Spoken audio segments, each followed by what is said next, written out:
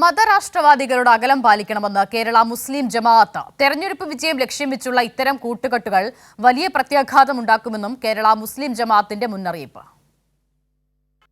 സമസ്ത കാന്തപുരം വിഭാഗത്തിന്റെ കേരള മുസ്ലിം ജമാഅത്ത് മലപ്പുറം ജില്ലാ കമ്മിറ്റിയാണ് ജമാഅത്തെ ഇസ്ലാമി UDF സഹകരണത്തിനെതിരെ മുന്നറിയിപ്പ് നൽകിയത്.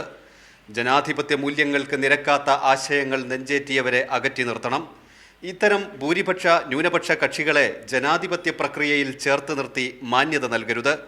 വിവിധ പേരുകളിൽ പ്രത്യക്ഷപ്പെടുന്ന ഇത്തരം സംഘങ്ങളെ തിരിച്ചറിയാനും ഒറ്റപ്പെടുത്താനും മതേതര മൂല്യങ്ങൾ ഉയർത്തിപ്പിടിക്കുന്നവർ തയ്യാറാകണമെന്നും കേരള മുസ്ലിം ജമാഅത്ത് ജില്ലാ കമ്മിറ്റി ആവശ്യപ്പെട്ടു.